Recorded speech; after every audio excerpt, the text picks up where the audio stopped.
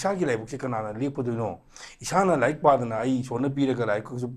파스 오해바 어두나 아이기 이사기 람비디 이사나 셈저바 마톡타 하이브시 칼라칸다 아이코이 망다 타드나 레바 코이 딱스 그리노 하이브 포세 문나 카나르 칸다 아이코이 케조 고데게 아두 레바 피움 딩가 시데기나 1949 딩가 시 포고다 라고 좀 차이 머푸 모야 수젤라머니 시금도 아이코이 ngak시 복다 아이코이 케이 도비레게시니 अदो अखोइना इसागी लमी सेमजद्रगदी मीने क्याम सेमबिदोइनो मरांग नान दुरान कप पांगथोखरे हारिबो दुरान कप पांगथोकु मतमदा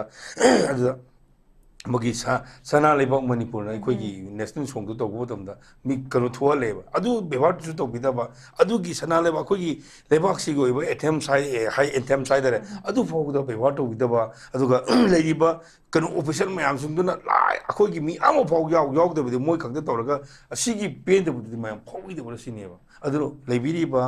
एमएलए लेबिरिबा ओनेबल एमएलए सिंगसिना वखन यामना खंदबो मथौ तारे करिगिनो हाइबो मतमदा हुजिक मयाम सिंग लेबांगा हुजिक कना ngaktuno एमएलए सिंग ngakadabani एमएलए सिंग ngakतना इखोनि ngauबदि यारोय अदुना हाइबा मियाम सिंगना सुगामना पेंद्रबा नुआइ तबि वखत नुआइ तबि खोलाउला खो दाउलोरनि तंजासिदा आइगी सागी ओइबो वखलना मांग थारकांदा सरकार की लेरिबो फिल्मसे मसी पेनिंगाइ ओइदे अदुना मरम ओइदुना ओपोजिशन कांगुना मसी थुगाइरसि अदुगा अनुबो अमा मेंडेट खलसि ना हाइरेसि अदुम सुमगनियानि खलिबनदि नखोइ तोंब चाव होंबो एक्स वाई के नखोइ खरे खकिदमता लेबाकसे अखोइना क्याम कनो तौरगिदोगे ngangnaba ngamba aiji अंग्रेजी की वानते हिंदी की वानते ngangbा ngamba आइगी स्पिरिट लेबा आइगी नेशनलिज्म जे कोई हाइदारे कोई वाहिददी कोई इंडिया की नते हाइजे को कोई लेबाकसे किदमता सोइदना मगी वखन खनबा ngamba मी खरदि मथौ तायबा अदुगी वखन खनबा ngamदबिदा आइगी साके की खल कांदा अखोइ सितौसिदि याम वमले अदुना अखोई मियामसु ज्ञान ताब मथौ तारे अदुगा अखोई मियामगी लुसिंगबनेना लेबिरिबो मियामसिंगसु लेरिबो फिबुमसिदा अखोई वखन मुन खंदबिरो अदु नत्रगदी मियामना पिरकपा मियामगी मेंटेसिदी अदुम सोइदना लाकनी दुना पृथ्वीगी इटलीगी अदुगा तोंगानबा अखोई वियतनामगी कंबोडियागी लेरिबो मियामसिन नैनरकांदा करी करी तोखिबगी लुसिंगमो मियामसिंगसिना अदुगा करी अवाब ताखिबा दुदी अखोई लोइ खंगनर माक्तनी असुवारब तंजासिदा असुवार सिदिन वानिंगा लेत्रब तंजासिदा करीदा वखन खलकांदा मीने तौबिरि कनी हैना गाइगदोइनो हाइबो पोसे अखोई चिन स्टेट फावरका मिजोरम जौदनेबा मसिदसु इतनाम सो करोड़ ने मोइ थादिरिसे अदुगा 400 मिलियन डॉलर मिलियन ने थादिरिसे अदु हाइरिबा कंगुजु मानसिंसु हेता सिदा अखोइना लेरिबा कुकी जोनि गाय हाइरिबा कंगु चिन जोजे मसिद खुद थारो मतमदा मखोइ जो फेल होइदोइनेबा अखोइ मणिपुर पार्क साउजी 22,327 स्क्वायर किलोमीटर ने अदुगा अखोइ थंगनदुना लेरिबा होजि अखोइ कुकी ने हाइरिबा अखोइ जोनि हाइरिबा कंगुचिना चिन्ना खुंदारिबा जगह चिन स्टेट से मसिना 36,000 अखोइ याम अखोइ मणिपुर स्टेट पार्क साउगे लेबा मसिगी जगह से मसि इंडिया नसु लुम हाइदारे इंडिया नसु यारगदि मसि पाइसन न होनबा इंडिया गी मखोगी अखोगी ग्रेटर इंडिया ना मखोइ मोगी प्रोजेक्ट अमसु लेबने मदुदा अदुदा मादि यारगदि समटाइम्स दु लॉक्सन न होनबगी प्लान अमसु लेबा मदुगी प्लान दु कराइ फाउ चुमनो हाइबो मतमदा ममांग सहीगी अक्टोबर की 2024 की अक्टोबर की तंजादुदा इंडिया की होम मिनिस्टर ना इंडिया की कनो अखोगी अजितोबल ना कनो चले अखोई म्यांमार चले अदु सेम टाइम अदु लोना जयशंकर ना को हाई बंसु लेबनेबा हौजिक अखोगी लेरिबा इंडिया अमसु म्यांमार अनि की मनकता लेबो को सिक्योरिटी की ओइबा अखोई प्रॉब्लम अम लेरे अदु हाइरिबा प्रॉब्लम द मदु खननबो दमता लाल हबु मयाम अमा अखोगी कनोदा अखोगी मिलिटरी जुंदादा लाल हौबा अखोगी इथनिक ग्रुप मयाम अमा अखोई इंडिया द कौरगा ने दिल्ली दा कौननबगी बाटोन तौखिबनेबा हाइरिबा बाटोन तौगुसिदा यावखिबा कांगु सिंगसी लाल हौबा कांगु खर यावी अदु लोइनमक्ति यावदे कासिनगी कांगु यावगी अदुगा सिन नेशनल फ्रंट की कांगु यावी अदुगा इरोइननने अदुगी थोखर मदुंग इरोइनना अखोगी मिजोराम की चीफ मिनिस्टर ना अखोगी लांजल लकांदा कोई म्यांमार द लांजल लकाना मखिला लावो वारी सनेगा है कोइना एमपी के चलु है अखोगी मियंगदना अखोई मियंगदना अम लेदना एस्केडुने होम की कनो सिबो अखोगी होम मिनिस्टर के अयाब यावद चीफ मिनिस्टर अमदा लांजल में याबरा का जस्ट मखोई पॉलिसी मनेबा हाइड पॉलिसी दु मयाम दो मोम इंडिया की ओनदी कानगदब पोट अमु ओइबनिना अदुगी खानगदब पोट ओइबनिना हौजिक सिउजे तुम एक्शन तोगदब माले ने खन बाय तारे अखोनि खलिसे दुम चुमगदरा ने खले मसी अदुगा अखोई internal issue the internal oiba issue di indiana khali sidi sidi koi manung ge poni asai ojana hai bodo su de lebo kamu singchina attack tor mo tam de india government di sokte but adubu group khare leri ai ming de panjaro ko group khare lei makoi na india u thuai no honei makoi ni tor ku ji india gi moi tabak to ni adu crap to no bu pot amu plan ma leibo mal hai da oja ahan bigi koi gi maitai alliance thama iba sidai da ko miteng thama kan da haide shu gi se myam de koi haina raga le ta sing haira kan da irang se thoglak na bagi achoba masa ama khak si su no obegi madam mayam am khak pire madam aduna su habi ta sing na lo leitraba koi gi ground rule myam am thugai raba government of india na control to bang amdraba parallel government amoina work to raba adu gumbai state da instability purak na bagi achoba madam amra habi se kamai tham bini yosa ai ahan bada yeng pu kai khujari lone ngasi gi karamadi koi paminari ba ngamina godori ba penili sumusu gai kumna uchari koi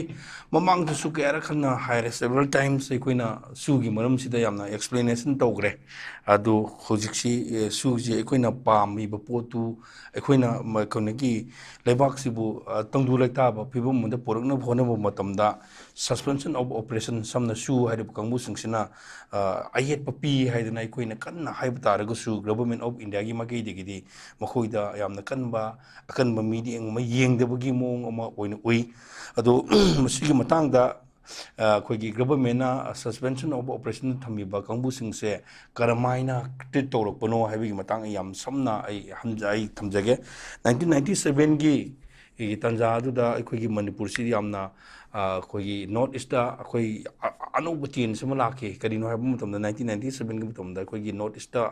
halaidiba insurgency mayam singsigi kwaidi lidiba all ni and hairiba duga india government su yamna ବ୍ୟବହାର tawriba koigi kanose koigi NNCN IMC gi kangu singsi india government of india ga to kuma tawrani haidana adu tawni khiba haitare adugi tawrkiba adudagi di anuba mayon ama laki haidare aduna 1997 gi mamangda 1992 93 adu thokiba indu naga akoi ki indu nagai naga ka kuki ga ani gi marakta leiba conflict ama khak to haitare madugi conflict na maram oidana akoi gi nakal ani makta yamna sething phangiba misi minat phangiba adugi tanja do lakma tamda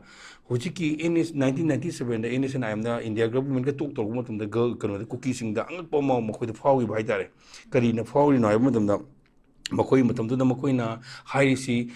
koigi mi chama chanipan ga mauda ga toruk koi kano kadogre hatpi gre mayam singdugi mata nipi yawi angang yawi mabuk kangba ko hypergen oiba mayam so hatpi gre haidana ha claim tawi den aduna adu loine khun satuk ki matakta su loina ma damage togre mangan tahan gre haidana am kanna claim tawring tanja du da innocent I am na ga government ga ani sigi tu pistol to bochum da kuki sing da angak bo moina phawgi bai tar sigi tanda si yor kuma tam makoina kamdongna matam du da makoina han da kuki sing ne khali innocent IMG khui naga gi la hobu sing si india government si na kana kuki sing da attack tor kani haina mukin khan bai dar adugi masi kamdong na madu da khoina madu digi to digi ngak thuk digi haibu matam na mukoina 2005 yor patan ja do adu da mukoi gi lai lai su haiba kamu khara pulla kanda mukoi su india government ka tok da ba yadre na tok na gi bai dar adu matam da tok na gi india government gi na te army gi ne hai dar adugi army ga tok na madu da mukoina lori buti muki safeguard kini mungkin khalse almana la kan 2008 dor kan da manipur government aduga india government amudi hairiba kuki gi la hobu kun ga mari maru ni UPF amudi keno punna sigi manung da mukogi la hoba kun ga mari organization kun ga mari haidare aduga pul kan da ama tawnagi bane ane samai tawna kan mathang la kan da try pata to wai kan da hojiksi makoina han bada 2006 7 jor adugi tanja adu su koi inpi gi makai digi aduga kuki gi akoi CSO sing makai digi india government yamna kanna attack to yada aikoi su mutana na makoi hona bire aduna india se haina kanna hai aduga sig marak sida kano gi makai digi haidare aikoi gi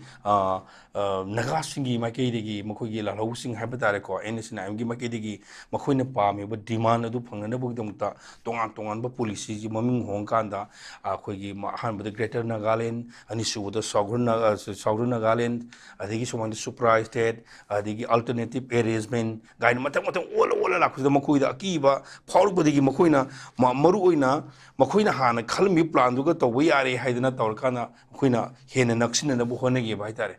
हेन नक्सनब होना any कनोगी अखोई नगासिंग लालौसिंग government of India की army सिंग नक्सनब मरी तो थदना काना cookie सिंग हेन नक्सनब मरी सेमगरे है सुमाइना सेम आकांतना इंडिया गवर्नमेंट की मखोई तोंगानब पॉलिसी मखोजु लेजबनिना पॉलिसी अनी खक्ता मखोइना मरु ओइना पॉलिसी अनी खक्ता युमफम ओइरकांदा होजि होजि लेरिब स्टेज थम्बने है पॉलिसी मना इंटरनल की ओइब इशू मदा अखोई इंडिया की ओइब इंटरनल की ओइब इशू मदा मखोइन क्रप तोंगनब हाइबमा अदिगी अतोपा मनसो अमना अतोपा इंडिया की वांगमद लेरिब मखोइन पॉलिसी मा माइ पाकने होन मतमदा अदुगी सिजनब हाइबमा अनी जो सिजनरकांदा होजि अखोई लेरिब फिबमसिदा ओहेलकपने हाइदारे अदुबु यामना ngaiba yamna nuaitaba haigdra hujik india gi government ki aduga home minister amudi prime minister na prithvi gi atopa malem gi lebak singda hai zero terrorist अखोई लेबाक टेरोरिस्ट फाउद लेहलोई ना अतो अतोप लेबाक हाई यूनाइटेड नेशंस की प्लेटफॉर्म हाई अखोई वी आर अगेंस्ट टेरोरिस्ट और we are against terrorist activities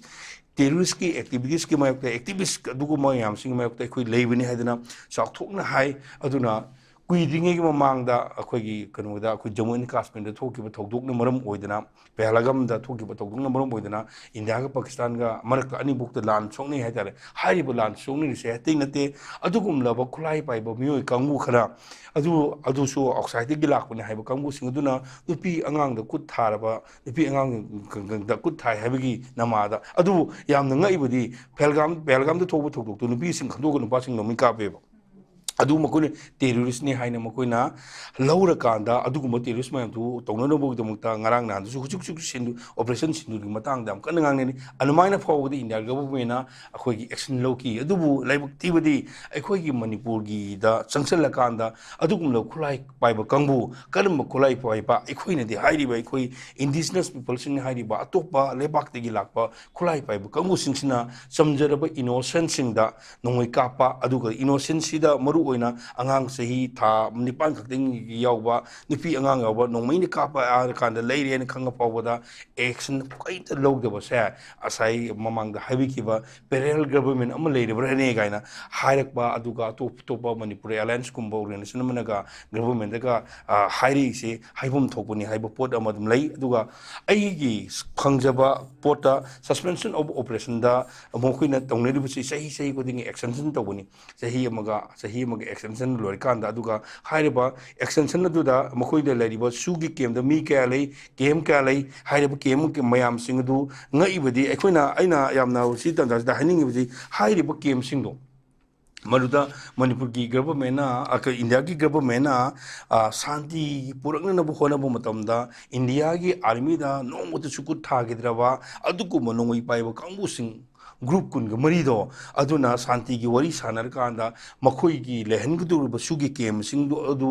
India अमन लेरिबा मणिपुर की अखोई की पेरीफेरी की एरिया हाइतारे से अखोई की लेबाक सेंटर दा लेरिबा भेली की अकोइबदा थममो सिनी यामना ngai से अदुना हारिबा मफुमदा मफुम 13 नि हारिबा मफुम 13 दुगी मनुंगदा कांगपोकपीदा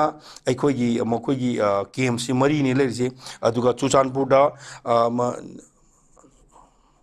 मंगा अनी लेरिसे अदुगा टेक्नोपॉलदा अनी मलई अदुगा फेरजोलदा अखोई अहुम मलई अदुगा स्वाइना थमकांदा लेरिबसे पुन्ना सन गिसिंग अनीगा साम घुमबु तरिसे मखोइना ऑफिशियल रिकॉर्ड ओने लई हारिबा सुदा लेब कांगु सिंगसे अदुबो हारिबा सुदा लेब कांगु सिंगसे मखोइसी गवर्नमेंट करी हाइना मखोइना ngasi फावगदा हारिबा 2005 2008 2013 दिगी मथंग थंग लाकुदा करी क्राइम सीनरीबगे हेबसी पुलिस स्टेशन खुदुंग लोइने रिपोर्ट लेबा मखोइने था खुदुंग report P report C आइसु लाइबु फोदे गाइदा इंगोन report मयाम लई हाइरिबु कांगु मयाम सिंजे करी क्राइम सेनग्रबगे अदुगा सुद लेरिबु कांगु सिंचुना इंडिया की मेनलैंड की इंडिया चंगागा इंडिया की कॉन्स्टिट्यूशन गा चंगा कांदा मखोइन इनेदिबु एग्री पॉइंट तरेतो सिगी मनुंगदा मणिपुर की सक्तम ngakबई अखोइगी ngakani हाइबा योगबा अदु मफम मोंदिगी मफम मोम चतप मतमदा अखोइगी पुलिसिंग की अयाब लोगनी हाइबा पुमनो मयाम सिंचु हुंदुगांदा क्राइम ꯇꯧꯕꯒꯤ ꯆꯥꯡꯁꯦ ꯑꯁꯨꯛꯀꯤ ꯃꯇꯤꯛ ꯀ꯭ꯔꯥꯏꯝ ꯇꯧꯔꯦꯕ ꯍꯥꯏꯔꯤꯕ ꯀ꯭ꯔꯥꯏꯝꯁꯤꯡꯗꯣ ꯑꯩꯅ ꯆꯍꯤ ꯈꯨꯗꯤꯡꯒꯤ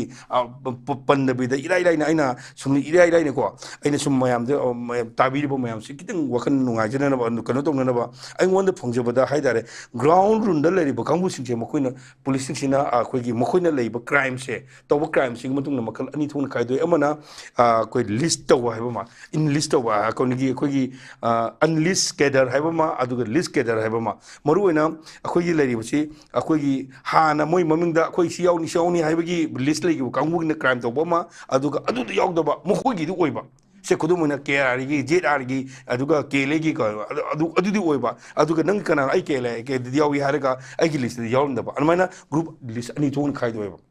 ꯍꯥꯏꯔꯤꯕ ꯂꯤꯁꯁꯤꯗ ꯑꯣꯟꯊꯣꯛꯅ ꯌꯥꯝꯅ ꯇꯧꯔꯝꯈꯔꯦ ꯀꯩꯅꯣꯅ ꯑꯩꯈꯣꯏꯒꯤ ꯃꯔꯨꯑꯣꯏꯅ 2000 ꯖꯅꯋꯥꯔꯤꯒꯤ 2017ꯗꯒꯤꯅ ꯖꯨꯂꯥꯏꯒꯤ 2021 ꯁꯤ ꯐꯥꯎꯒꯤ ꯃꯅꯨꯡꯗ KNO ꯑꯃꯁꯨꯡ ꯃꯗꯨꯒ ꯃꯔꯤ ꯂꯩꯅꯕ ꯀꯥꯡꯕꯨꯁꯤꯡꯁꯤꯅ ꯀꯌꯥꯝꯅ ꯀ꯭ꯔꯥꯏꯝ ꯇꯧꯕꯒꯦ ꯍꯥꯏꯕꯁꯦ ꯑꯩꯈꯣꯏ ꯔꯦꯀꯣꯔꯗ ꯂꯩꯌꯦꯕ ꯑꯩꯉꯣꯟꯗ ꯄꯥꯏꯔꯤ ꯔꯦꯀꯣꯔꯗ ꯃꯌꯥꯝ ꯑꯁꯤ ꯃꯗꯨꯒꯤ ꯔꯦꯀꯣꯔꯗ ꯃꯌꯥꯝꯗꯣ ꯇꯧꯅꯕ ꯍꯣꯠꯅꯕꯗ ꯌꯥꯝ ꯃꯇꯝ ꯃꯥꯡꯒꯅꯤ ꯑꯩꯅ ꯄꯥꯏꯖꯔꯤꯁꯦ ꯔꯦꯀꯣꯔꯗ ꯉꯥꯛꯇꯅꯤ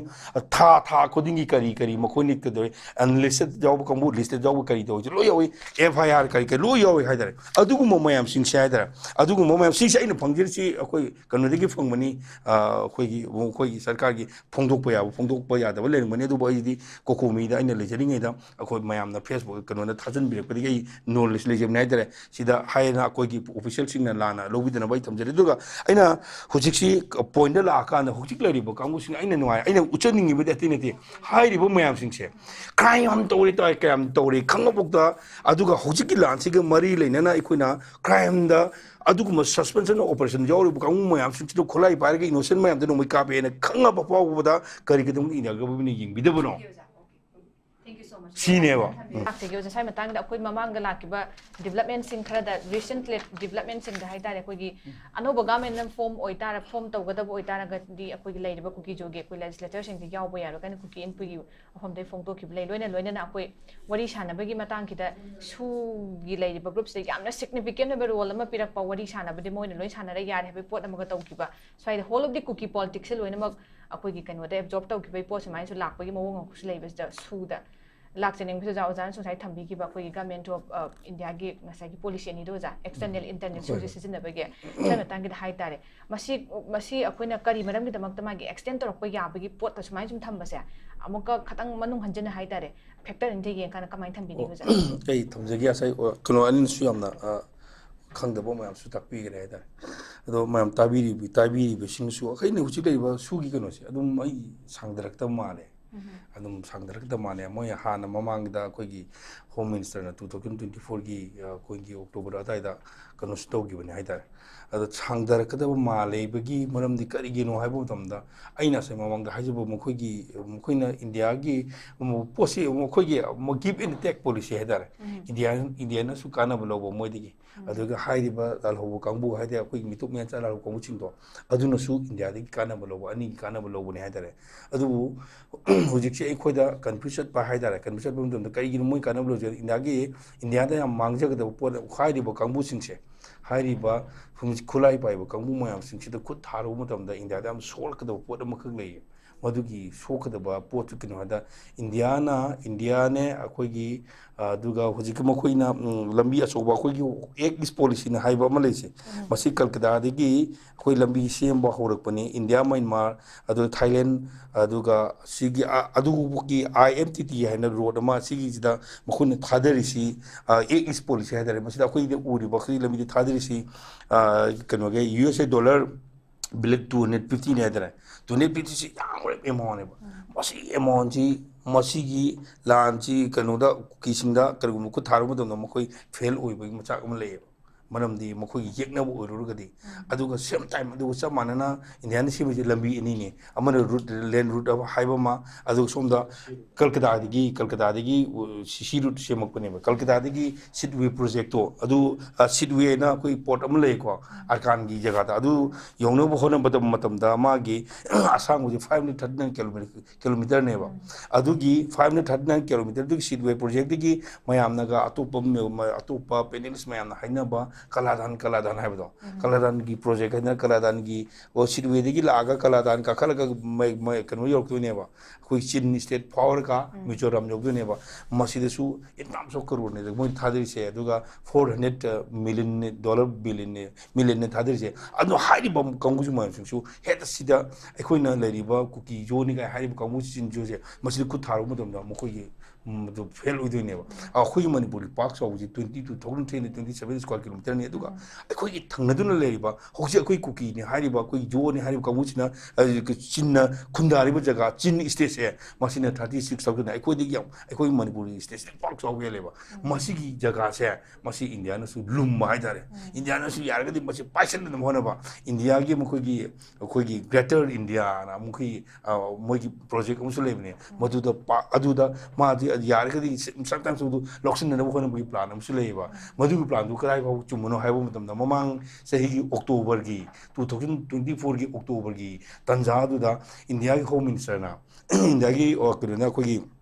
ꯑꯖꯤꯠ ꯗꯣꯚꯜꯅ ꯀꯩꯅꯣꯗ ꯆꯠꯂꯤ ꯑꯩꯈꯣꯏ ꯃ꯭ꯌꯥꯟꯃꯥꯔꯗ ꯆꯠꯂꯤ ꯑꯗꯨꯒ ꯁꯦꯝ ꯇꯥꯏꯝ ꯑꯗꯨꯒ ꯂꯣꯏꯅ ꯖꯣꯏꯁꯪꯀꯔꯅ ꯍꯥꯏꯈꯤꯕ ꯑꯃꯁꯨ ꯂꯩꯕꯅꯦꯕ ꯍꯧꯖꯤꯛ ꯑꯩꯈꯣꯏꯒꯤ ꯂꯩꯔꯤꯕ ꯏꯟꯗꯤꯌꯥ ꯑꯃꯁꯨꯡ ꯃ꯭ꯌꯥꯟꯃꯥꯔ ꯑꯅꯤꯒꯤ ꯃꯔꯛꯇ ꯂꯩꯕ ꯁꯦꯀ꯭ꯌꯨꯔꯤꯇꯤꯒꯤ ꯑꯣꯏꯕ ꯑꯩꯈꯣꯏꯒꯤ ꯄ꯭ꯔꯣꯕ꯭ꯂꯦꯝ ꯑꯃ ꯂꯩꯔꯦ ꯑꯗꯨꯅ ꯍꯥꯏꯔꯤꯕ ꯄ꯭ꯔꯣꯕ꯭ꯂꯦꯝꯗꯣ ꯃꯗꯨ ꯈꯟꯅꯅꯕꯒꯤꯗꯃꯛꯇ ꯂꯥꯜꯍꯧꯕ ꯃꯌꯥꯝ ꯑꯃ ꯑꯩꯈꯣꯏꯒꯤ ꯀꯩꯅꯣꯗ ꯑꯩꯈꯣꯏꯒꯤ ꯃꯤꯂꯤꯇꯔꯤ ꯖꯨꯟꯗꯥꯗ ꯂꯥꯜꯍꯧꯕ ꯑꯩꯈꯣꯏꯒꯤ ꯏꯊꯅꯤꯛ ꯒ꯭ꯔꯨꯞ ꯃꯌꯥꯝ ꯑꯃ ꯑꯩꯈꯣꯏ ꯏꯟꯗꯤꯌꯥꯗ ꯀꯧꯔꯒ ꯅ꯭ꯌꯨ ꯗꯤꯜꯂꯤꯗ ꯀꯧꯅꯅꯕꯒꯤ ꯕꯥꯔꯇꯣꯟ ꯇꯧꯈꯤꯕꯅꯦꯕ ꯍꯥꯏꯔꯤꯕ ꯕꯥꯔꯇꯣꯟ ꯇꯧꯕꯁꯤꯗ ꯌꯥꯎꯈꯤꯕ ꯀꯥꯡꯕꯨꯁꯤꯡꯁꯤ ꯂꯥꯜꯍꯧꯕ ꯀꯥꯡꯕꯨ ꯑꯗꯨꯝ ꯈꯔ ꯌꯥꯎꯏ ꯑꯗꯨ ꯂꯣꯏꯅꯃꯛꯇꯤ ꯌꯥꯎꯗꯦ ꯀꯥꯆꯤꯟꯒꯤ ꯀꯥꯡꯕꯨ ꯌꯥꯎꯈꯤ ꯑꯗꯨꯒ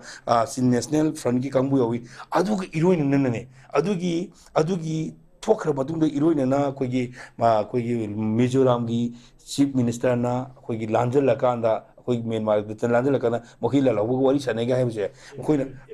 ꯑꯦꯝꯄꯤꯒ ꯆꯠꯂꯨꯏ ꯍꯥꯏꯕꯗꯣ ꯑꯩꯈꯣꯏꯒꯤ ꯃꯤꯠꯌꯦꯡꯗꯅ ꯑꯃ ꯂꯩꯗꯅ ꯑꯁ ꯀꯩꯅꯣꯅꯦ ꯍꯣꯝꯒꯤ ꯀꯩꯅꯣꯁꯤꯕꯨ ꯑꯩꯈꯣꯏꯒꯤ ꯍꯣꯝ ꯃꯤꯅꯤꯁꯇꯔꯒꯤ ꯑꯌꯥꯕ ꯌꯥꯎꯗꯅ ꯆꯤꯐ ꯃꯤꯅꯤꯁꯇꯔ ꯑꯃꯗ ꯂꯥꯟꯖꯟꯕ ꯌꯥꯕ꯭ꯔꯥ ꯀꯥꯏꯁꯦ ꯖꯁ ꯃꯈꯣꯏ ꯄꯣꯂꯤꯁꯤ ꯑꯃꯅꯦꯕ ꯍꯥꯏꯔꯤꯕ ꯄꯣꯂꯤꯁꯤꯗꯨ ꯃꯌꯥꯝꯗꯨ ꯏꯟꯗꯤꯌꯥꯒꯤ ꯑꯣꯏꯅꯗꯤ ꯀꯥꯟꯅꯒꯗꯕ ꯄꯣꯠ ꯑꯃ ꯑꯣꯏꯕꯅꯤꯅ ꯑꯗꯨꯅ ꯑꯗꯨꯒꯤ ꯀꯥꯟꯅꯒꯗꯕ ꯄꯣꯠ ꯑꯣꯏꯕꯅꯤ나 ꯍꯧꯖꯤꯛ ꯁꯤꯁꯦ ꯑꯗꯨꯝ ꯑꯦꯛꯁꯟ ꯇꯧꯒꯗꯕ ꯃꯥꯜꯂꯦꯅ ꯈꯟꯕ ꯍꯥꯏꯇꯥꯔꯦ ꯑꯩꯈꯣꯏꯅ ꯈꯜꯂꯤꯁꯤ ꯑꯗꯨꯝ ꯆꯨꯝꯒꯗ꯭ꯔꯥ ꯍꯥꯏꯅ ꯈꯜꯂꯤ ꯃꯁꯤꯒꯤ ꯑꯣꯏꯕ ꯑꯗꯨꯒ ꯑꯩꯈꯣꯏꯒꯤ ꯏꯟꯇꯔꯅꯦꯜꯒꯤ ꯑꯣꯏꯕ ꯏꯁꯨꯗꯤ ꯏꯟꯗꯤꯌꯥꯅ ꯈꯜꯂꯤꯁꯤꯗꯤ ꯁꯤꯗꯤ ꯑꯩꯈꯣꯏ ꯃꯅꯨꯡꯒꯤ ꯑꯣꯏꯕ ꯄꯣꯠꯅꯤ ꯉꯁꯥꯏ ꯑꯣꯖꯥꯅ ꯍꯥꯏꯕꯗꯣ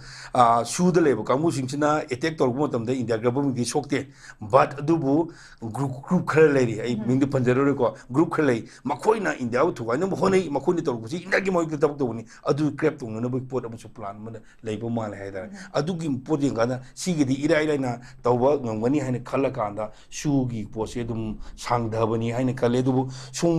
ꯁꯨꯒꯤ ꯄꯣꯠꯁꯦ ꯁꯥꯡꯊꯔꯤꯒꯤ ꯃꯇꯤꯛ ꯀꯔꯤ ꯏꯟꯗꯤꯌꯥꯒꯤ ꯑꯣꯏꯅ ꯇꯣꯡꯕ ꯇꯥꯔꯒꯁꯨ ꯏꯟꯗꯤꯌꯥꯒꯤ ꯁꯤꯇꯤꯖꯟ ꯑꯃꯅꯤ ꯍꯥꯏꯅ ꯑꯩꯈꯣꯏꯅ ꯂꯩꯖꯔꯤꯕ ꯑꯗꯨ 1949ꯒꯤ ꯃꯇꯨꯡꯗꯒꯤꯗꯤ ꯑꯩꯈꯣꯏꯒꯤ ꯏꯟꯗꯤꯌꯥ ꯁꯤꯇꯤꯖꯟ ꯑꯃ ꯑꯣꯏꯔꯦ ꯍꯥꯏꯅ ꯑꯩꯈꯣꯏꯅ ꯊꯃꯣꯏꯅꯗꯤ ꯈꯟꯖꯔꯤꯕ ꯃꯌꯥꯝꯒꯤ ꯃꯤꯠꯌꯦꯡꯗꯗꯤꯀꯣ ꯏꯟꯗꯤꯌꯥ ꯑꯣꯏꯔꯦ ꯍꯥꯏꯕ ꯑꯩꯈꯣꯏ ꯊꯃꯣꯏꯅꯗꯤ ꯈꯜꯂꯒꯁꯨ ꯌꯥꯗ꯭ꯔꯤꯕ ꯀꯔꯤꯒꯤ ꯌꯥꯗ꯭ꯔꯤꯕꯅꯣ ꯏꯟꯗꯤꯌꯥꯒꯤ ꯁꯤꯇꯤꯖꯟ ꯑꯃ ꯑꯣꯏꯅ ꯏꯟꯗꯤꯌꯥꯒꯤ ꯐꯪꯐꯝ ꯊꯣꯛꯄ ꯔꯥꯏꯠꯁꯤꯡ ꯐꯟꯗꯥꯃꯦꯟꯇꯦꯜ ꯔꯥꯏꯠꯁꯤꯡ ꯀꯌꯥ ꯌꯥꯝ ꯐꯪꯉꯒꯦ ꯍꯥꯏꯕ ꯄꯣꯠꯇꯨꯗꯤ ꯑꯩꯈꯣꯏ ꯐꯪꯗ꯭ꯔꯤꯑꯕ ꯑꯗꯨꯒ ꯍꯧꯖꯤꯛꯁꯨ ꯃꯁꯤꯒꯤ ꯂꯥꯟꯁꯤꯁꯨ ꯂꯣꯏꯁꯤꯟꯅꯅꯕꯨꯗꯤ ꯍꯣꯏ ꯅꯍꯥꯟꯒꯤ ꯀꯩꯅꯣꯗ ꯊꯣꯛꯈꯤꯕ ꯖꯤꯔꯤꯕꯥꯝꯒꯤ ꯊꯧꯗꯣꯛꯇ ꯊꯣꯛꯈꯤꯕ ꯃꯣꯏ ꯃꯤ ꯑꯅꯤ ꯉꯁꯤꯁꯨ ꯑꯃ ꯐꯥꯔꯦ ꯍꯥꯏꯅ ꯑꯩꯈꯣꯏꯒꯤ ꯀꯩꯅꯣꯗꯒꯤ ꯃꯥꯒꯤ ꯃꯃꯤꯡꯁꯤ ꯀꯩꯅꯣꯅꯤ ꯑꯩꯈꯣꯏꯒꯤ ꯀꯔꯤ ꯃꯤꯖꯣꯔꯥꯝꯗꯒꯤ ꯂꯥꯟꯐꯥꯎꯆꯥꯡ ꯃꯥꯔ ꯀꯧꯕ ꯑꯃꯁꯨ ꯐꯥꯔꯦ ꯍꯥꯏꯅ ꯍꯥꯏꯕꯒꯤ ꯑꯩꯅ ꯐꯥꯏ ꯄꯥꯎ ꯑꯃ ꯄꯥꯏ ꯌꯦꯁ ꯑꯗꯨꯁꯨ ꯑꯐꯕ ꯑꯩꯈꯣꯏꯒꯤ ꯊꯕꯛ ꯑꯃꯅꯤ ꯍꯥꯏꯅ ꯈꯜꯂꯀꯥꯟꯗ ꯍꯧꯖꯤꯛꯁꯦ ꯑꯩꯈꯣꯏꯅ ꯍꯥꯏꯔꯤꯁꯤ ꯅꯪꯒꯤ ꯁꯨꯒꯤ ꯂꯩꯔꯤꯕꯁꯤꯅ ꯃꯔꯝ ꯑꯣꯏꯗꯨꯅ ꯁꯥꯟꯇꯤ ꯄꯣꯔꯛꯅꯕ ꯍꯣꯠꯅꯕ ꯃꯇꯝꯗ ꯑꯩꯈꯣꯏꯗ ꯄꯤꯔꯤꯕ ꯆꯩꯊꯦꯡꯁꯦ ꯀꯌꯥ ꯌꯥꯝ ꯄꯤꯒꯗꯧꯔꯤꯕꯅꯣ ꯍꯧꯖꯤꯛ ꯂꯩꯔꯤꯕ ꯏꯟꯗꯤꯌꯥꯅ ꯑꯩꯈꯣꯏꯒꯤ ꯃꯅꯤꯄꯨꯔꯤꯁꯤꯡꯗ ꯌꯦꯡꯂꯤꯕ ꯑꯦꯇꯤꯇ꯭ꯌꯨꯠꯁꯦ ꯃꯁꯤ ꯆꯦꯟꯖ ꯇꯧꯗ꯭ꯔꯕꯒꯗꯤ ꯑꯩꯈꯣꯏ ꯏꯟꯗꯤꯌꯥꯅ ꯑꯃꯅ ꯑꯩꯈꯣꯏꯅ ꯀꯨꯀꯤꯒ ꯃꯔꯤ ꯂꯩꯅꯔꯀꯥꯟꯗ ꯀꯥꯟꯅꯕ ꯐꯪꯒꯅꯤ ꯅꯤꯡꯀꯥ ꯊꯝꯕ ꯍꯦꯟꯅ ꯐꯒꯅꯤ ꯈꯜꯂꯤꯁꯦ ꯃꯗꯨ ꯍꯦꯟꯅ ꯀꯥꯏꯔꯛꯄ ꯌꯥꯏ ꯍꯥꯏꯕ ꯄꯣꯠꯁꯦ ꯑꯩꯈꯣꯏꯅ ꯊꯃꯣꯏꯗ ꯈꯟꯖꯩ ꯁꯨꯃꯥꯏꯅ ꯑꯩꯗꯤ ꯁꯨꯃꯥꯏꯅ ꯇꯧꯖꯩ ꯊꯦꯡꯛ ꯌꯨ ꯁꯣ ꯃꯆ ꯌꯥꯝ ꯐꯖꯅ ꯊꯝꯕꯤꯔꯦ ꯑꯣꯖꯥ ꯄꯨꯔꯧꯗ ꯑꯃꯨꯛ ꯂꯥꯛꯆꯒꯦ ꯑꯣꯖꯥ ꯑꯩꯈꯣꯏ ꯑꯣꯖꯥ ꯀꯩꯅꯣꯁꯦ ꯍꯧꯖꯤꯛꯁꯦ ꯁꯨꯒꯤ ꯄꯣꯠꯁꯤꯃ ꯑꯩꯈꯣꯏ ꯍꯧꯖꯤꯛ ꯑꯦꯛꯁꯇꯦꯟ ꯇꯧꯕꯒ ꯃꯥꯟꯅꯕ ꯐꯤꯕꯝꯗ ꯂꯩꯔꯦ ꯑꯩꯈꯣꯏꯒꯤ ꯀꯩꯅꯣꯁꯤꯡꯅ ꯊꯝꯕꯤꯔꯦ ꯑꯣꯖꯥꯁꯤꯡꯅꯁꯨ ꯊꯝꯕꯤꯔꯦ ꯑꯗꯨꯒ ꯁꯤꯒꯤ ꯄꯣꯠꯁꯦ ꯁꯨꯝ ꯂꯩ ꯇꯥꯔꯒꯗꯤ ꯍꯥꯏꯕ ꯇꯥꯔꯦ ꯄꯤꯁ ꯁꯨꯅ ꯀꯌꯥꯝ ꯁꯣꯛꯍꯜꯂꯤ ꯍꯥꯏꯕꯗ ꯒ꯭ꯔꯥꯎꯟ ꯔꯨꯜ ꯃꯌꯥꯝ ꯑꯃ ꯚꯥꯏꯑꯣꯂꯦꯠ ꯇꯧꯕꯗ ꯁꯥꯊꯤ ꯁꯥꯊꯤꯕ ꯃꯌꯥꯝ ꯇꯧꯕꯗ ꯒꯃꯦꯟꯠ ꯑꯣꯐ ꯏꯟꯗꯤꯌꯥꯅ ꯀꯩꯝꯇ ꯇꯧꯗ꯭ꯔꯕꯅꯤ ꯁꯤꯅ ꯆꯨꯝꯗꯕꯩ ꯃꯑꯣꯡꯗ ꯎꯗꯅ ꯑꯗꯨꯝ ꯂꯩꯔꯕꯅꯤ ꯃꯔꯝꯗꯤ ꯃꯈꯣꯏꯗ ꯁꯣꯛꯇꯦ ꯍꯥꯏꯕꯒꯤ ꯑꯗꯨꯅ ꯃꯁꯤꯒꯤ ꯆꯩꯔꯛ ꯑꯁꯤꯗ ꯁꯤꯒꯤ ꯐꯤꯕꯝꯁꯤꯗ ꯑꯩꯈꯣꯏꯅ ꯁꯨꯝ ꯑꯦꯛꯁꯇꯦꯟ ꯇꯧꯔꯒ ꯊꯝꯕꯩ ꯈꯨꯖꯨ ꯃꯨꯖꯨ ꯍꯥꯏꯕ ꯇꯥꯔꯦ ꯁꯤ ꯃꯦꯟꯃꯥꯟ ꯇꯥꯍꯟꯗꯅ ꯑꯗꯨꯝ ꯀꯟꯇꯤꯅ꯭ꯌꯨ ꯇꯧꯔ ꯂꯩ ꯇꯥꯔꯒꯗꯤ ꯄꯤꯁ ꯄ꯭ꯔꯣꯁꯦꯁꯇ ꯒꯃꯦꯟꯠ ꯑꯣꯐ ꯏꯟꯗꯤꯌꯥꯅ ꯑꯗꯒꯤ ꯄꯥꯏꯈꯠꯂꯛꯏꯕ ꯄꯤꯁ ꯄ꯭ꯔꯣꯁꯦꯁꯅꯦꯅ ꯎꯔꯤꯕ ꯄꯥꯏꯈꯠꯂꯛꯏꯕ ꯈꯣꯡꯊꯥꯡꯁꯤꯗ ꯁꯨꯁꯤꯅ ꯀꯌꯥꯃꯨꯛ ꯌꯥꯝꯅ ꯆꯥꯎꯕ ꯃꯥꯅ ꯑꯃꯨꯛ ꯍꯤꯟꯗ꯭ꯔꯦꯟꯁ ꯑꯣꯏꯔꯒ ꯂꯩꯗꯧꯔꯤ ꯍꯥꯏꯕ ꯄꯣꯠꯁꯦ ꯀꯃꯥꯏꯅ ꯊꯝꯕꯤꯅꯤꯡꯉꯤ ꯑꯣꯖꯥ? ꯑꯗꯣ ꯑꯗꯨꯝ ꯂꯩꯒꯤꯅꯤ ꯐꯖꯅ ꯂꯩꯒꯤꯅꯤ ꯑꯩꯈꯣꯏꯅ ꯁꯥꯟꯇꯤ ꯄꯨꯔꯛꯅꯕ ꯍꯣꯠꯅꯕꯁꯨ ꯁꯨꯒꯤ ꯑꯌꯥꯕ ꯑꯃ ꯌꯥꯎꯕ ꯃꯊꯧ ꯇꯥꯏ ꯍꯥꯏꯇꯥꯔꯦ ꯍꯧꯖꯤꯛ ꯃꯔꯨꯑꯣꯏꯅ ꯑꯩꯈꯣꯏꯒꯤ ꯍꯣꯝ ꯃꯤꯅꯤꯁꯇꯔꯅ ꯀꯩꯅꯣꯒꯤ ꯃꯇꯥꯡꯁꯤꯗ ꯑꯩꯈꯣꯏꯒꯤ ꯐ꯭ꯔꯤ ꯃꯨꯚꯃꯦꯟꯒꯤ ꯃꯇꯥꯡꯁꯤꯗ ꯂꯥꯛꯅꯕ ꯍꯣꯠꯅꯕ ꯌꯥꯝ ꯀꯟꯅ ꯍꯣꯠꯅꯔꯤꯕꯒꯤ ꯄꯣꯠ ꯑꯃꯗꯤ ꯎꯏ ꯑꯗꯨꯕꯨ ꯍꯥꯏꯔꯤꯕ ꯄꯣꯠꯁꯦ ꯄꯤꯄꯜꯁꯤꯡꯅꯗꯤ ꯑꯩ ꯉꯁꯥꯏ ꯑꯣꯖꯥꯁꯤꯡꯅꯁꯨ ꯌꯥꯝ ꯐꯖꯅ ꯍꯥꯏꯕꯤꯈ꯭ꯔꯦ ꯄꯤꯄꯜꯁꯤꯡꯅꯗꯤ ꯌꯨꯅꯤꯇꯤ ꯑꯦꯟ ꯏꯟꯇꯤꯒ꯭ꯔꯤꯇꯤ ꯃꯅꯤꯄꯨꯔꯗ ꯑꯗꯨꯝ ꯂꯩꯅꯤꯡꯕ ꯃꯅꯤꯄꯨꯔꯁꯨ ꯀꯥꯏꯗꯅ ꯑꯗꯨꯝ ꯂꯩꯅꯤꯡꯕ ꯃꯌꯥꯝ ꯑꯃ ꯌꯥꯎꯔꯤ ꯍꯥꯏꯇꯥꯔꯦ ꯍꯥꯏꯔꯤꯕ ꯃꯌꯥꯝꯁꯤꯡꯁꯤ ꯁꯨꯗ ꯂꯩꯕ ꯀꯥꯡꯕꯨꯁꯤꯡ ꯂꯣꯏꯅ ꯃꯦꯜꯂꯦꯕꯀꯣ ꯑꯗꯒꯤꯗꯦꯟ ꯑꯃꯅ ꯑꯦꯝ ꯑꯦꯜ ꯑꯦ ꯃꯤꯅꯤꯁꯇꯔ ꯃꯌꯥꯝꯁꯤꯡꯁꯨ ꯃꯈꯣꯏꯁꯨ ꯋꯥꯕꯒꯤ ꯐꯤꯕꯝ ꯑꯃ ꯂꯩꯔꯦ ꯈꯜꯂꯛꯄꯗꯒꯤ ꯃꯁꯤꯁꯤꯕꯨ ꯑꯗꯨꯗꯤ ꯐꯔꯗ꯭ꯔꯅꯦꯍꯦ ꯑꯩꯈꯣꯏꯁꯤ ꯄꯨꯟꯅ ꯂꯩꯃꯤꯟꯅꯕ ꯐꯔꯒꯗ꯭ꯔꯥ ꯍꯥꯏꯅ ꯈꯜꯂꯛꯄ ꯃꯤꯀꯨꯞꯇꯁꯨ ꯑꯩꯈꯣꯏꯒꯤ ꯁꯨꯗ ꯂꯩꯕ ꯀꯥꯡꯕꯨꯁꯤꯡꯁꯤꯅ ꯂꯣꯏꯅ ꯄꯥꯏꯁꯤꯟꯈꯤꯕ ꯍꯥꯏꯇꯥꯔꯦ ꯑꯗꯨꯒꯤ ꯄꯣꯠ ꯑꯃ ꯂꯩꯕꯅꯤꯅ ꯁꯤꯗꯤ ꯄ꯭ꯔꯣꯕ꯭ꯂꯦꯝꯗꯤ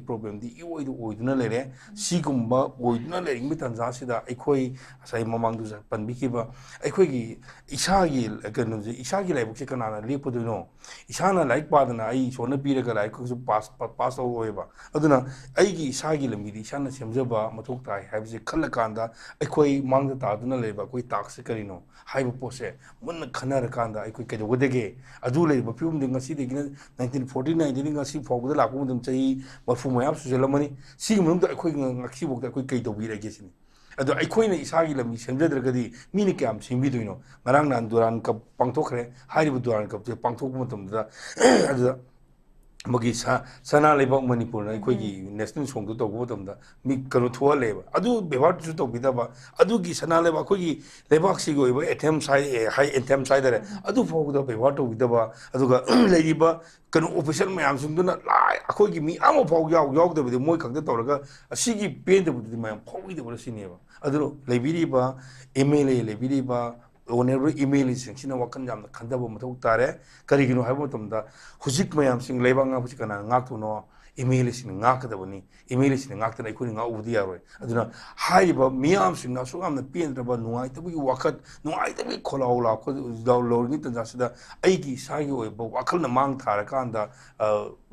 ꯁꯔꯀꯥꯔꯒꯤ ꯂꯩꯔꯤꯕ ꯐꯤꯕꯝꯁꯦ ꯃꯁꯤ ꯄꯦꯟꯅꯤꯡꯉꯥꯏ ꯑꯣꯏꯗꯦ ꯑꯗꯨꯅ ꯃꯔꯝ ꯑꯣꯏꯗꯨꯅ ꯑꯣꯄꯣꯖꯤꯁꯟ ꯀꯥꯡꯕꯨꯅ ꯃꯁꯤ ꯊꯨꯒꯥꯏꯔꯁꯤ ꯑꯗꯨꯒ ꯑꯅꯧꯕ ꯑꯃ ꯃꯦꯟꯗꯦꯠ ꯈꯜꯂꯁꯤꯅ ꯍꯥꯏꯔꯛꯏꯁꯤ ꯑꯗꯨꯝ ꯆꯨꯝꯒꯅꯤ ꯍꯥꯏꯅ ꯈꯜꯂꯤ ꯃꯔꯝꯗꯤ ꯅꯈꯣꯏ ꯇꯣꯝꯕ ꯆꯥꯎꯕ ꯍꯣꯡꯕ ꯑꯦꯛꯁ ꯋꯥꯏ ꯖꯦꯠ ꯅꯈꯣꯏ ꯈꯔ ꯈꯛꯀꯤꯗꯃꯛꯇ ꯂꯩꯕꯥꯛꯁꯦ ꯑꯩꯈꯣꯏꯅ ꯀꯌꯥꯝ ꯀꯨꯏꯅ ꯀꯩꯅꯣ ꯇꯧꯔꯨꯈꯤꯗꯒꯦ ꯑꯗꯣ ꯉꯥꯡꯅꯕ ꯍꯥꯏꯁꯤ ꯑꯪꯒ꯭ꯔꯥꯖꯤꯒꯤ ꯋꯥ ꯅꯠꯇꯦ ꯍꯤꯟꯗꯤꯒꯤ ꯋꯥ ꯅꯠꯇꯦ ꯉꯥꯡꯕ ꯉꯝꯕ ꯑꯩꯒꯤ ꯁ꯭ꯄꯤꯔꯤꯠ ꯂꯩꯕ ꯑꯩꯒꯤ ꯅꯦꯁꯅꯦꯂꯤꯖꯝꯁꯦ ꯑꯩꯈꯣꯏꯒꯤ ꯍꯥꯏꯇꯥꯔꯦ ꯑꯩꯈꯣꯏꯒꯤ ꯋꯥꯍꯩꯗꯗꯤ ꯑꯩꯈꯣꯏ ꯏꯟꯗꯤꯌꯥꯒꯤ ꯅꯠꯇꯦ ꯑꯩ ꯍꯥꯏꯁꯦꯀꯣ ꯑꯩꯈꯣꯏ ꯂꯩꯕꯥꯛꯁꯤꯒꯤꯗꯃꯛꯇ ꯁꯣꯏꯗꯅꯃꯛꯀꯤ ꯋꯥꯈꯜ ꯈꯟꯕ ꯉꯝꯕ ꯃꯤ ꯈꯔꯗꯤ ꯃꯊꯧ ꯇꯥꯏꯌꯦꯕ ꯑꯗꯨꯒꯤ ꯋꯥꯈꯜꯗꯨ ꯈꯟꯕ ꯉꯝꯗꯕꯤꯗ ꯑꯩ ꯏꯁꯥ ꯀꯩꯀꯩ ꯈꯜꯂ ꯀꯥꯟꯗ ꯑꯩꯈꯣꯏ ꯁꯤ ꯇꯧꯕꯁꯤꯗꯤ ꯌꯥꯝ ꯋꯥꯃꯜꯂꯦ ꯑꯗꯨꯅ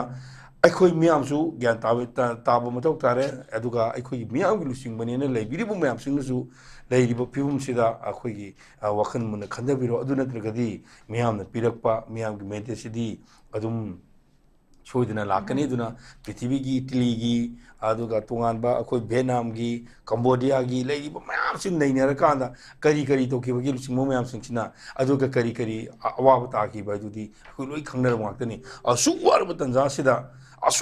ꯁꯤꯗꯩ ꯋꯥꯅꯤꯡꯉꯥꯏ ꯂꯩꯇ꯭ꯔꯕ ꯇꯥꯟꯖꯥꯁꯤꯗ ꯀꯔꯤꯗ ꯋꯥꯈꯜ ꯈꯜꯂꯀꯥꯟꯗ ꯃꯤꯅ ꯇꯧꯕꯤꯔꯛꯀꯅꯤ ꯍꯥꯏꯅ ꯉꯥꯏꯒꯗꯣꯏꯅꯣ ꯍꯥꯏꯕ ꯄꯣꯠꯁꯦ ꯃꯁꯤ ꯊꯝꯃꯒ ꯑꯩꯈꯣꯏ ꯀꯔꯤꯒꯨꯝꯕ ꯈꯔꯗꯤ ꯇꯧꯃꯤꯟꯅꯁꯦ ꯍꯥꯏꯕ ꯑꯣꯀꯦ ꯄꯣꯠꯁꯦ ꯑꯣꯖꯥ ꯑꯩ ꯁꯨꯃꯥꯏꯅ ꯇꯦꯟꯅ ꯊꯝꯖꯒꯦ ꯌꯥꯝ ꯐꯖꯩ ꯑꯣꯖꯥ ꯑꯩꯈꯣꯏ ꯃꯤꯅ ꯀꯩꯗꯧꯔꯛꯀꯗꯣꯏꯅꯣ ꯁꯨꯝ ꯉꯥꯏꯕꯁꯨ ꯅꯠꯇꯕ ꯑꯩꯈꯣꯏꯅ ꯀꯩꯗꯧꯕ ꯌꯥꯝ ꯂꯨꯔꯕ ꯐꯤꯕꯝꯁꯤꯗꯩꯗ